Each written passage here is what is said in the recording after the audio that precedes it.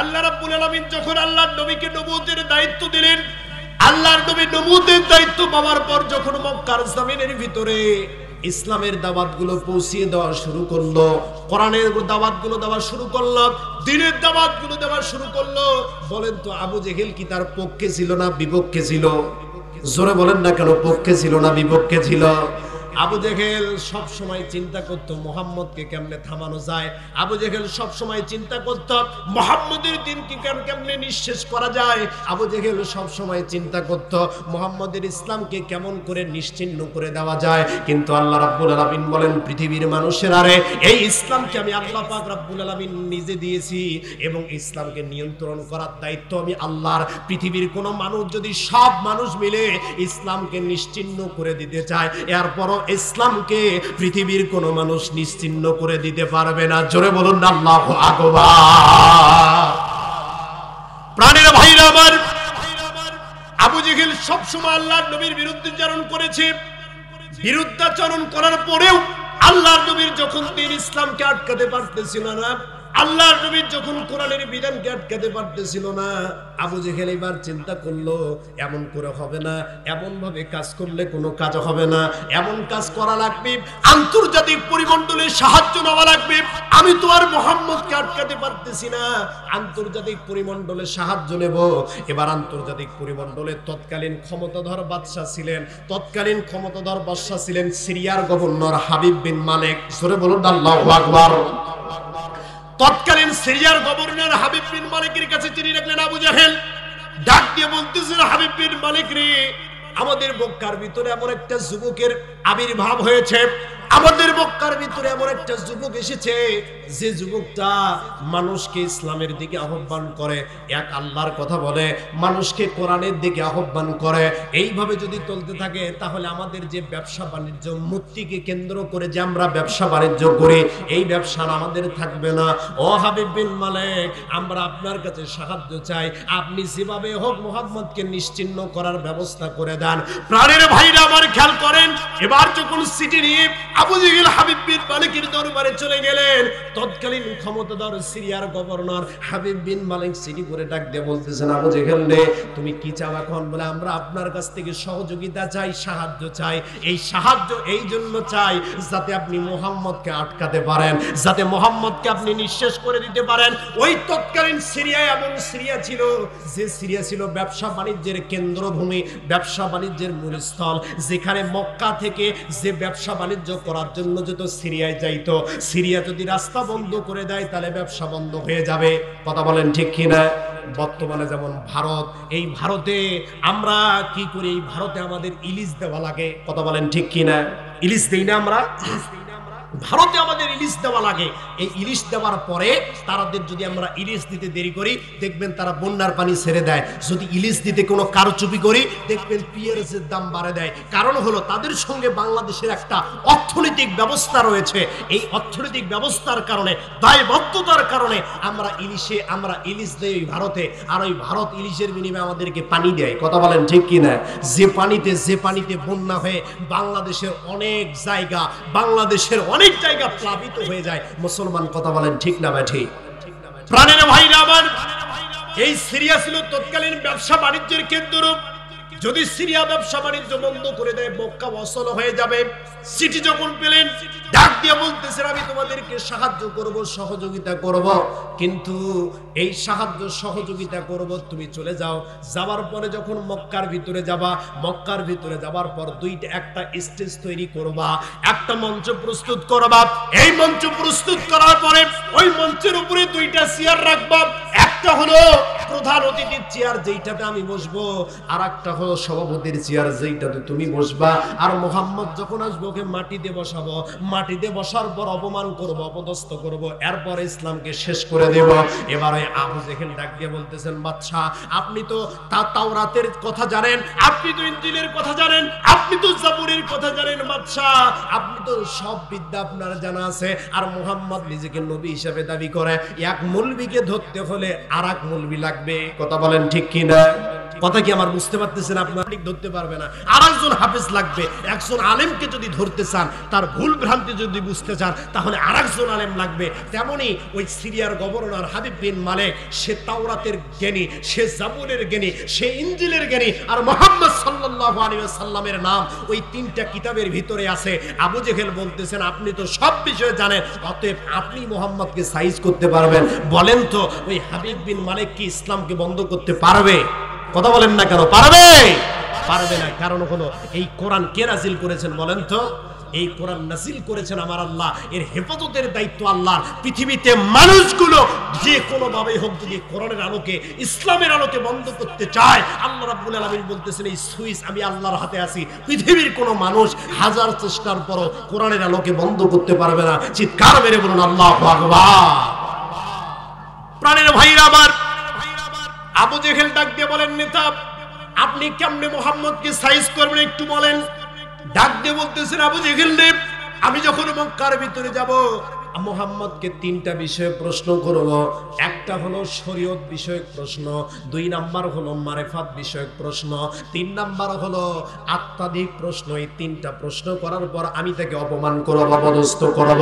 তুমি তাড়াতাড়ি মক্কার ভিতরে চলে যাও, একটা মঞ্চ প্রস্তুত করো, যে মঞ্চের ভিতরে 2টা চেয়ার থাকবে, একটা হলো প্রধান অতিথির চেয়ার, আর একটা হলো সভাপতির চেয়ার। আবু জেহেল যখন মক্কায় আসলেন, আসার পরে মঞ্চ প্রস্তুত করা হলো, 2টা চেয়ার স্থাপন করা হলো। একটা হলো স্বর্ণ খচিত চেয়ার, আর একটা হলো রৌপ্য খচিত চেয়ার। এই চেয়ারটা যখন প্রস্তুত করলাম, আবু জেহেলের চিন্তা ভাবনা হলো আমি ওই চেয়ার, স্বর্ণ খচিত যে চেয়ারটা, ওইটা প্রধান অতিথি হাবিব বিন মালেক বসবে, আর যে রৌপ্য খচিত চেয়ারটা আছে ওই চেয়ারটাতে আমি সভাপতির আসন গ্রহণ করব। আর মুহাম্মদ যখন আসবে ওকে মাটিতে বসে অপমান করব। জোরে জোরে বলুন না নাউযুবিল্লাহ। পাতি নেতা, ছোট নেতা, বড় নেতা, এই নেতাগুলোর কাজে হলো মানুষকে কেমনে অপমান করা যায়। কথা বলেন ঠিক কিনা? গত 5ই আগস্টের আগে বাংলাদেশের বুকে যত নেতা ছিল, আমি তো মনে করি নেতা যদি বাইরের দেশে এক্সপোর্ট করা যেত, নেতা যদি পাঠিয়ে দেওয়া যেত, তাহলে বাংলাদেশ নাম্বার 1। কথা বলেন ঠিক কিনা? বাংলাদেশের ঘরে ঘরে নেতা, হায় হায় নেতার অভাব নাই। এলাকায় নেতার চাইতে কর্মী বেশি। কথা বলেন ঠিক কিনা? যাই যায় ওইখানে স্টেজে উঠতে চায়, নিচে কেউ বসতে চায় না। কথা বলেন ঠিক কিনা? প্রাণের ভাইরা আমার, ওই দিনগুলো শেষ হয়ে গিয়েছে। হাসিনার দল শেষ, হাসিনার যে জুলুম নির্যাতন, এই নির্যাতন শেষ হয়ে গিয়েছে। আল্লাহ রাব্বুল আলামিন বিজয় দান করেছেন। কথা বলেন ঠিক না বা ঠিক? প্রাণের ভাইরা আমার, এই নেতাগুলোর বৈশিষ্ট্য ছিল কেমন বৈশিষ্ট্য? এরা যে বয়স্ক ভাতাগুলো পেত, বিধবা ভাতাগুলো পেত, সেখান থেকে 500-1000 কোটি টাকা মেরে দিত। কথা বলেন ঠিক কিনা? বর্ষাকালে যে রিলিফ আসতো, এই রিলিফের চালগুলো মেরে দিত। রিলিফের চালগুলো মারার পরে নেতারা আনন্দ ফুর্তি, এত গরম তাদের, গরমে এলাকায় থাকা যাইতো না। কথা বলেন ঠিক না ভাই ঠিক? কিন্তু যখন কি হলো 5ই আগস্ট শেষ হয়ে গেল, একটা নেতাকে আর হারিকেন লাগে খুঁজে পাওয়া যায় না, সবগুলো খালি পলায়। কথা বলেন ঠিক কিনা? এলাকার যে এমপি সাহেব পালিয়ে বেড়াচ্ছ কেন? জেলার এমপি সাহেব পালিয়ে বেড়াচ্ছ কেন? শুনেছি দুদুকের খাতায় তোমার নাম, হায়রে শুনেছি দুদুকের খাতায় তোমার নাম। আগে কি সুন্দর দিন কাটাইতাম আমরা, আগে কি সুন্দর দিন কাটাইতাম। বর্ষাকাল আইতো কি যে ভালো লাগতো, রিলিফের মাল পাইয়া আনন্দ করতাম। কথা বলেন ঠিক কিনা? বর্ষাকাল আইতো কি যে ভালো লাগতো, রিলিফের মাল পাইয়া আনন্দ করতাম। কিছু মাল বিলাইয়া ভিডিও করিয়া, কিছু মাল বিলাইয়া ভিডিও করিয়া, বাকি মাল দিয়াই আমার গুদাম ভরাইতাম। হায়রে বাকি মাল দিয়াই আমার পেটটা ভরাইতাম। আগে কি সুন্দর দিন কাটাইতাম আমরা, আগে কি সুন্দর দিন কাটাইতাম। কথা বলেন ঠিক কিনা? ভোট আসে ভোট যায়, বছরটা বদলায়, আমি সরকার ঠিকই থাকি হায়। ভোট আসে ভোট যায়, সরকারটা বদলায়, আমি এমপি সাহেব ঠিকই থাকি হায়।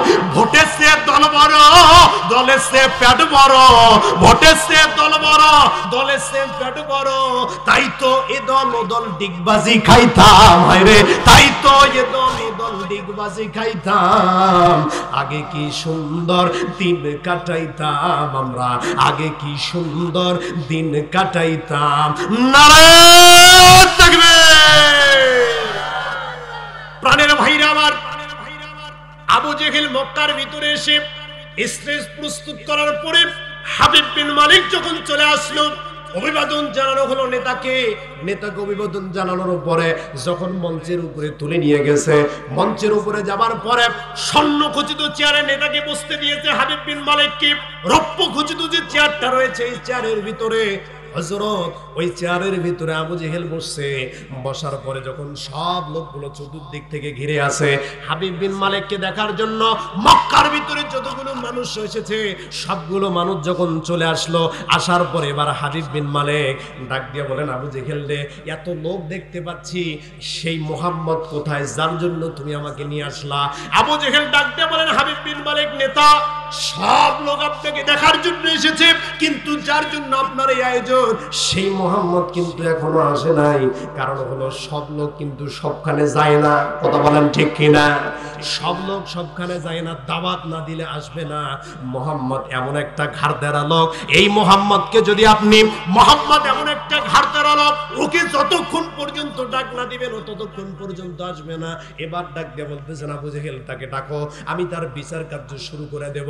আবু জেহেল ডাক দিয়ে বলেন, নেতা মাথা খারাপ হয়েছে নাকি? আমি তো ক্ষমতা টিকিয়ে রাখার জন্য আপনাকে ডাক দিয়েছি। আবু জেহেল ডাক দিয়ে বলেন, আমি যে বংশের লোক, মুহাম্মদ সেই বংশের লোক, আমি যদি তাকে এখানে ডেকে এনে তোমার হাতে তুলে দেই তাহলে বাদ বাকিগুলো আমাকে সাইজ করে দিবে। জোরে বলুন না আল্লাহু আকবার।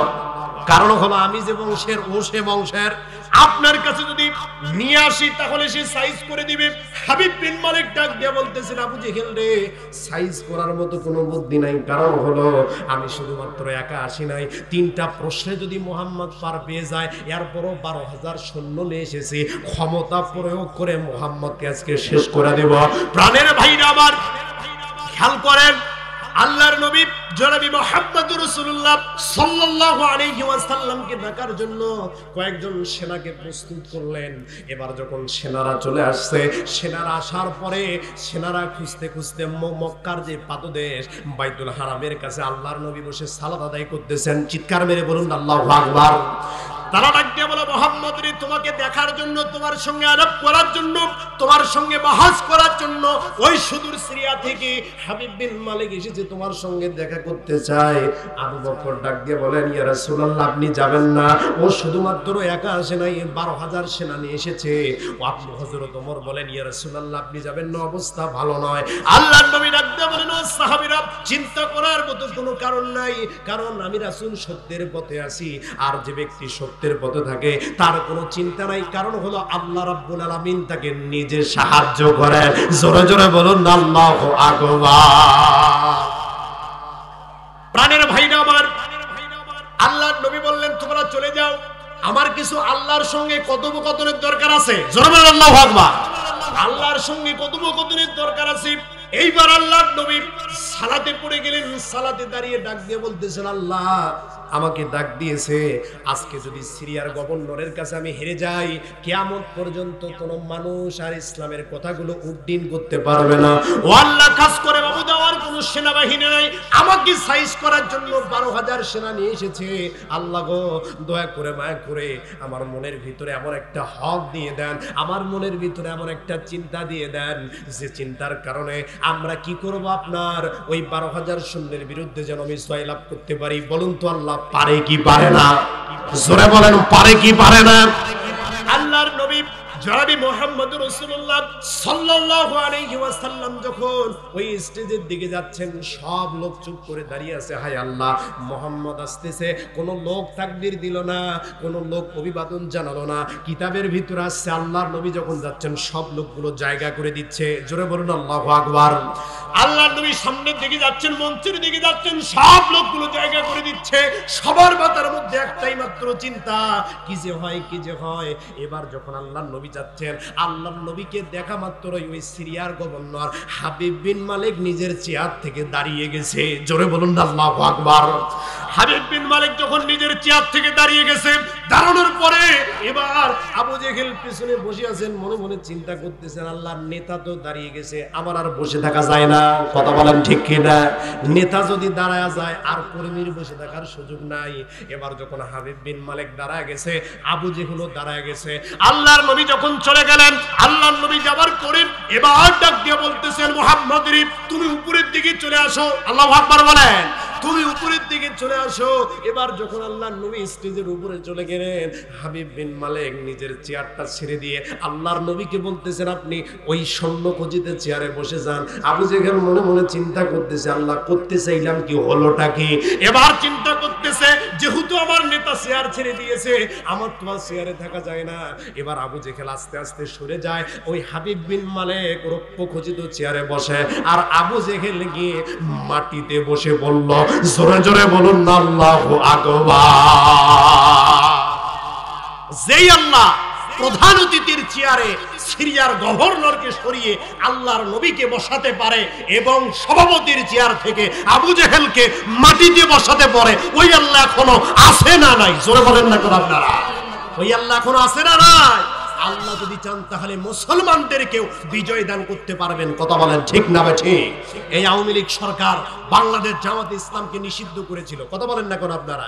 ইসলামী ছাত্র শিবিরকে নিষিদ্ধ ঘোষণা করেছিল, কিন্তু কালের পরিক্রমায় বাংলাদেশ থেকে তারাই নিষিদ্ধ হয়ে গেছে। কথা বলেন ঠিক না ঠিক? প্রাণের ভাইরা আমার, এই জন্য ক্ষমতা চিরস্থায়ী নয়। ক্ষমতায় চিরদিন মানুষ থাকে না। চেয়ার থাকবে কিন্তু লোক থাকবে না। কথা বলেন ঠিক না ঠিক?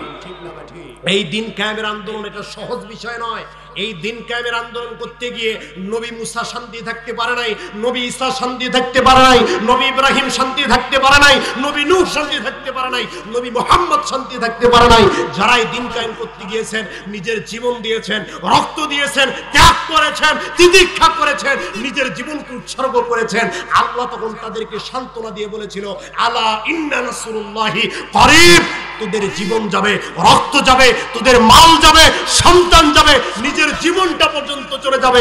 রক্তের সমুদ্রে যিনি বিজয় দান করবেন তিনি কে? জোরে বলেন তিনি কে?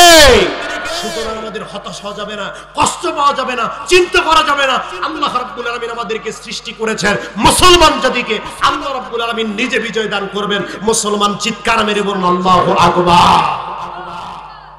এইবার যখন আল্লাহর নবী, খেলা আছে তো আপনাদের, খারাপ লাগতেছে? আর 5টা মিনিট সময় দিতে রাজি আছেন তো ইনশাআল্লাহ?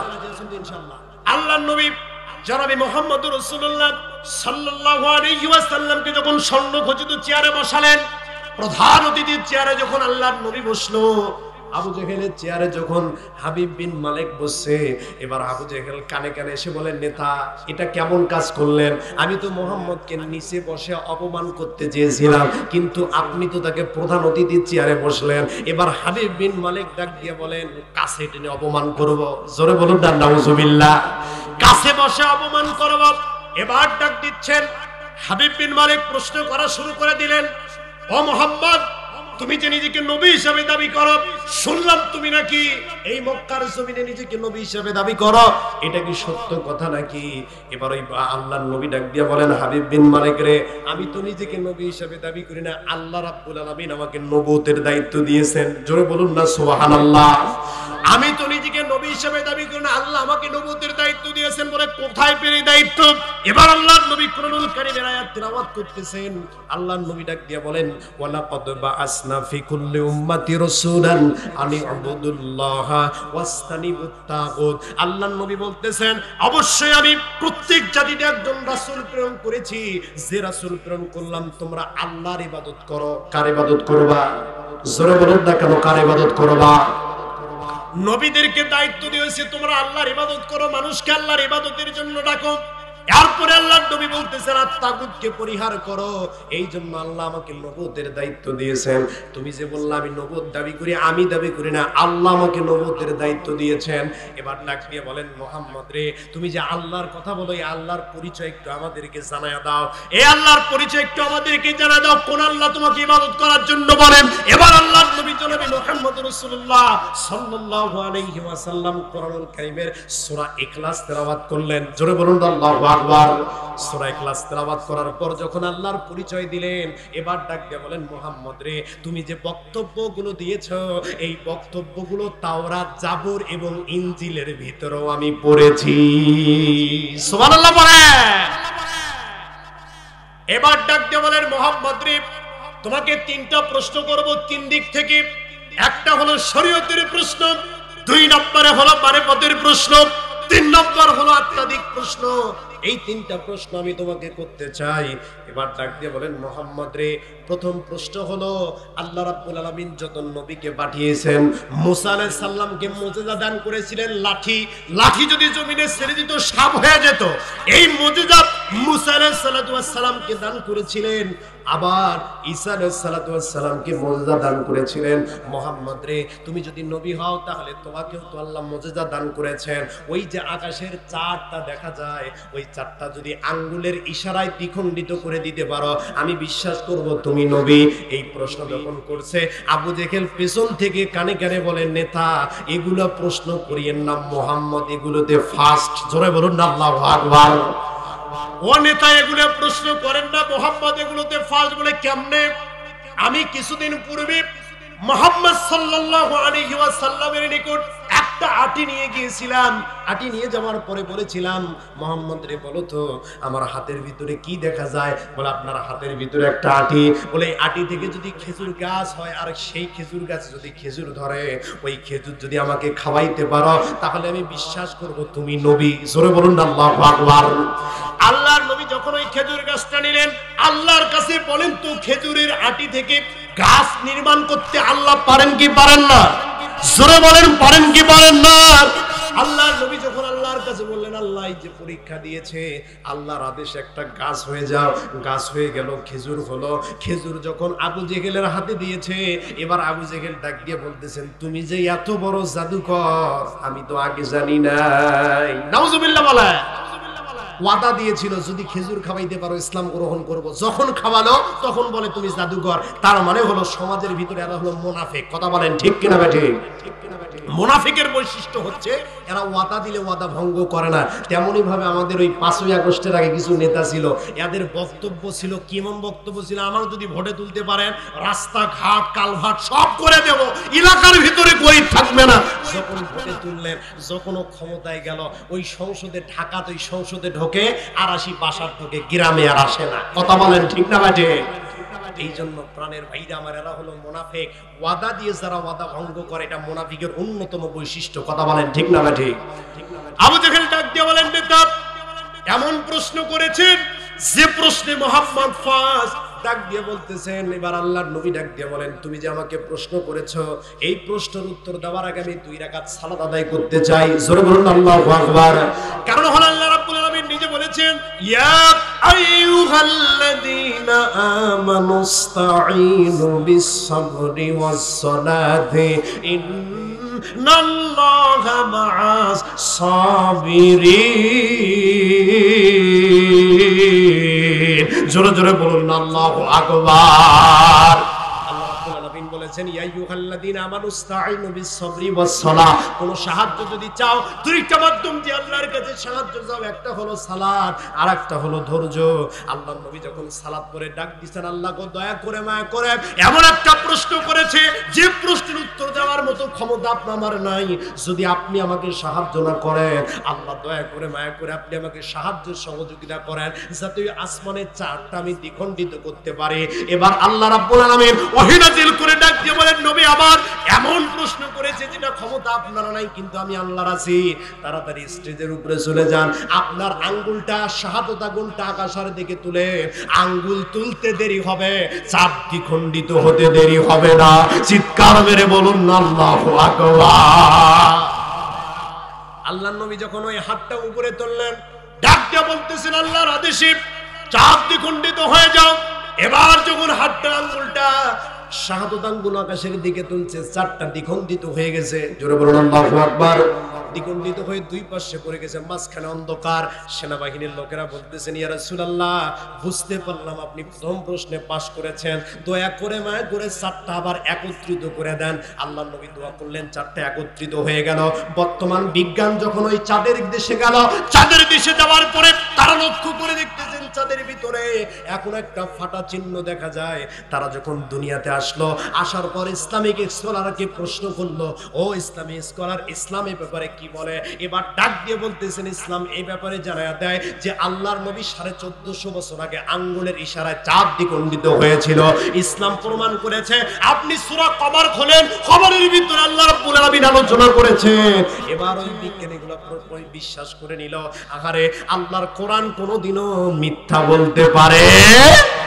2 নাম্বার প্রশ্ন, লম্বা ঘটনা সংক্ষেপ করতেছি। 2 নাম্বার প্রশ্ন ডাক দিয়ে বলেন, মুহাম্মদ রে, তুমি শরীয়তের প্রশ্নে পাশ করেছো। 2 নাম্বার হলো আত্মাবিক প্রশ্ন। যদি তুমি নবী হয়ে থাকো তাহলে আমার প্রশ্নের উত্তর দিবা। সেই প্রশ্নের উত্তর হচ্ছে, বলো তো আমার বাড়িতে কয়টা সন্তান আছে? কি বলছে? আমার বাড়িতে কয়টা সন্তান আছে? এখন আল্লাহর নবী যদি বলে 2টা, ও যদি অস্বীকার করে, ধরার মতো বুদ্ধি আছে? কথা বলেন না কেন? আল্লাহর নবী তো কোনোদিন সিরিয়াতে যায় নাই, ওর বাড়িতেও যায় নাই, কোনোদিন যায় নাই, দেখে নাই ওর সন্তান কয়টা আছে। যদি 3টা বলে, ও যদি বলে যে না আমার সন্তান 3টা নয়, ধরার মতো কোনো বুদ্ধি আছে?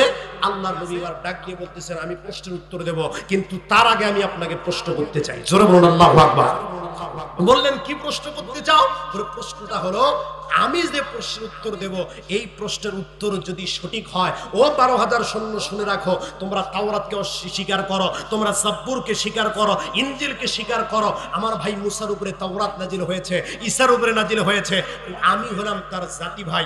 যদি তোমরা ওই কিতাবগুলোকে বিশ্বাস করো, আমি মুহাম্মদ যদি এখন যে প্রশ্ন উত্তর দেব, তোমাদের বাদশা যদি মিথ্যাও বলে, তোমরা কিন্তু সত্য অ্যানসার দিবা। আর যদি তোমরা মিথ্যা কথা বলো, ওয়াল্লাহি আল্লাহর কসম, আমি ওই নবীগণকে নিয়ে তোমাদের বিরুদ্ধে কাল কিয়ামতের আদালতে আল্লাহর বিরুদ্ধে অভিযোগ করব।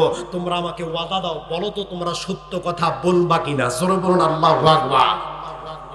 12,000 সৈন্য ডাক দিয়ে বলে, ইয়া রাসূলুল্লাহ, আমাদের নেতা হাবিব বিন মালিক যদি মিথ্যা কথাও বলে, আর পরে আমরা সত্য কথা বলবো, আমরা আপনার কথা মেনে নেব, আমরা সত্য কথা আপনার মাঝে উপস্থাপন করব। এবার আল্লাহর নবী ডাক দিয়ে বলেন, হাবিব বিন মালিক রে, তোমার বাড়িতে একটা মাত্র কন্যা সন্তান। জোরে বলুন আল্লাহু আকবার। যেই বলছে একটা মাত্র কন্যা সন্তান, হাবিব বিন মালিক মাথা নিচ করে আছে। 12,000 সৈন্য ডাক দিয়ে বলতেছেন, নেতা মাথা কেন নিচু আপনার? মুহাম্মদ তো সত্য কথাই বলছে। জোরে বলুন আল্লাহু আকবার। আপনার বাড়িতে একটা মাত্র কন্যা সন্তান রয়েছে, মুহাম্মদ সাল্লাল্লাহু আলাইহি ওয়াসাল্লাম তো সত্য কথাই বলেছে, কথা বলেন না কেন? হাবিব বিন মালিক বলেন, কেমনে জানলা? তুমি তো জানার কথা নাও, কোনোদিন সিরিয়াতে যাও নাই, কেমনে জানলা? আল্লাহর নবী ডাক দিয়ে বলেন, ইয়া আইয়ুহাল্লাযীনা আমানু দুখুলু ফিস-সিলমি কাফফা। যখন মানুষগুলো ইসলামের ভিতরে পরিপূর্ণভাবে দাখিল হয়ে যায়, তখন শুধু তার চর্মচক্ষু নয়, তখন তার বাহ্যিক চক্ষু নয়, আল্লাহ রাব্বুল আলামিন তার অন্তরের চক্ষুটাও খুলে দেয়। জোরে জোরে বলুন না সুবহানাল্লাহ। এবার যখন বলতেছেন তোমার বাড়িতে কন্যা সন্তান আছে, ডাক দিয়ে বলতেছেন 3 নম্বর প্রশ্ন, এইটাই তোমার কাছে আমার শেষ প্রশ্ন। এই প্রশ্নের উত্তর যদি দিতে পারো, তাহলে আমি মনে করব তুমি সত্য নবী। এবার মুহাম্মদ সাল্লাল্লাহু আলাইহি ওয়াসাল্লাম বলতেছেন, তার আগে আমি তোমার কাছে ওয়াদা নিতে চাই।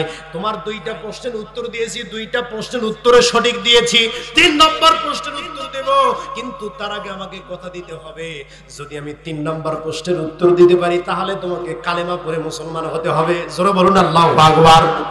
এবার আবু জেহেল মাঝে মাঝে খালি সিগন্যাল দেয়, নেতা এগুলা কি করতেছেন? আমি আপনাকে এনেছি মুহাম্মদকে সাইজ করার জন্য, উল্টা মুহাম্মদ আপনাকে সাইজ করতেছে। জোরে বলুন আল্লাহু আকবার। এবার ডাক দিয়ে বলেন, হাবিব বিন মালিক ডাক দিয়ে বলেন, আমি যখন বাড়ি থেকে বের হই, বাড়ি থেকে বের হওয়ার সময় আমার স্ত্রী আমার কানে কানে একটা কথা বলেছিল, এই কথাটা এখানে এসে আমার বারবার মনে পড়তেছে। তোমার সাথে যখন কথা বলতেছি বারবার মনে পড়তেছে। ও মুহাম্মদ, বলো তো আমার স্ত্রী কি কথা আমাকে বলেছে? বলেন তো, এটা বলা সহজ না কঠিন? একটু কথা বলেন, সহজ না কঠিন? আমার স্ত্রী কি বললো, এটা কি রাসূল জানার কথা? ডাক দিয়ে বলতেছেন, যদি তুমি এই কথাটা বলতে পারো, বারবার আমার এখানে মনে হচ্ছে, তাহলে মনে করবো তুমি সত্য নবী। এবার ডাক দিয়ে বলতেছেন, ও 12,000 সৈন্য শুনে রাখো, যদি আমি 3 নাম্বার প্রশ্নের উত্তর দিতে পারি, তোমরা আমাকে কথা দাও তোমরা ইসলাম ধর্ম গ্রহণ করবা। এবার ওই 12,000 সৈন্য একস্বরে বলতেছেন, ও মুহাম্মদ, যদি তুমি 3 নম্বর প্রশ্নের উত্তর সঠিক দিতে পারো, আমাদের নেতা যদি ইসলাম ধর্ম গ্রহণ নাও করে, আমরা গ্রহণ করব। জোরে বলুন আল্লাহু আকবার। এবার আমার নবী জনাবে মুহাম্মদ রাসূলুল্লাহ, দয়ার নবী, মায়ার নবী আমার ডাক দিয়ে বলতেছেন, হাবিব বিন মালিক রে, তুমি যখন বাড়ি থেকে বের হও, তোমার স্ত্রী তোমাকে ডাক দিয়ে বলতেছেন, হাবিব রে, যাচ্ছে তো মুহাম্মদের সঙ্গে বাস করার জন্য, কিন্তু মুহাম্মদ যদি সত্য নবী হয়, তুমি আল্লাহর বিরুদ্ধে যাচ্ছ, আল্লাহর বিরুদ্ধে গেলে কিন্তু তোমার কল্লা থাকবে না। কথা বলেন ঠিক কিনা বে ঠিক?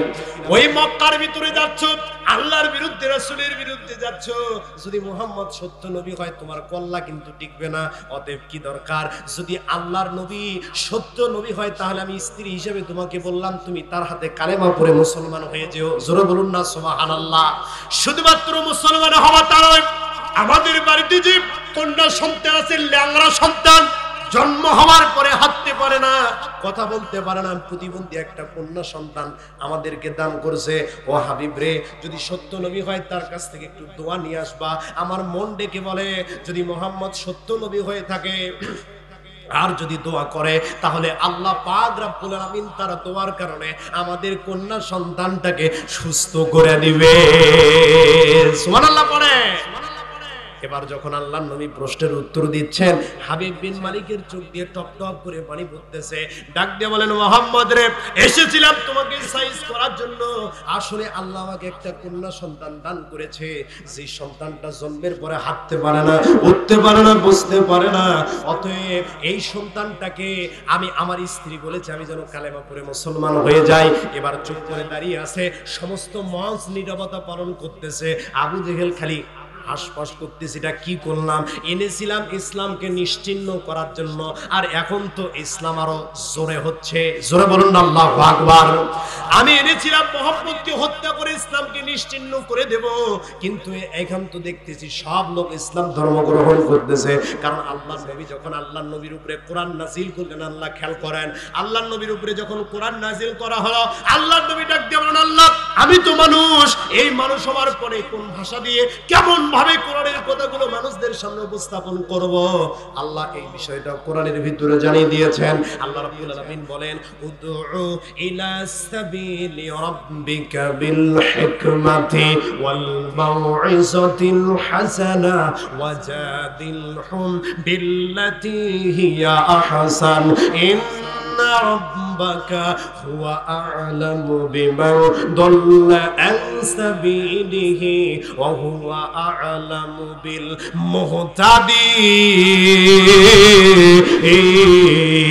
মুহতাদিন। আল্লাহু আকবার। আল্লাহ রাব্বুল আলামিন বলেন, উদউ ইলা সাবিলি রাব্বিকা, যখন ইয়া রাসূলুল্লাহ, যখন আপনি আপনার মানুষদেরকে রবের দিকে ডাকবেন, আপনার প্রভুর দিকে ডাকবেন, ওয়াল মাউইজাতিল হাসানা, তখন তাদেরকে সদুপদেশ প্রদান করবেন, ওয়াজাদিলহুম বিল্লাতি হিয়া আহসান, আর যখন তাদেরকে ইসলামের কথাগুলো বোঝাবেন, ইন্নাদ দীনা ইনদাল্লাহিল ইসলাম, আল্লাহর নিকট মনোনীত একমাত্র জীবন ব্যবস্থার নাম হলো ইসলাম। এই ইসলামের কথাগুলো যখন তাদেরকে বোঝাবেন, খুব নম্র ভাষা দিয়ে বোঝাবেন। এরপর আল্লাহ বলতেছেন, ইন্না রাব্বাকা হুয়া আ'লামু বিমান দাল্লা আন সাবিলিহি, ইয়া রাসূলুল্লাহ, আপনি বোঝানোর পরে কে সৎপথে পরিচালিত হলো আর কে সৎপথে পরিচালিত হলো না, কে হেদায়েত পেল আর কে হেদায়েত পেল না, এইটা দেখার দায়িত্ব আপনার নয়। আপনার দায়িত্ব হচ্ছে শুধুমাত্র মানুষদেরকে কোরআনের দাওয়াত দেওয়া। কে হেদায়েত পেল আর কে হেদায়েত পেল না, এইটা দেখার দায়িত্ব আমি আল্লাহ পাক রব্বুল আলামিন নিজে নিয়েছি। সুবহানাল্লাহ।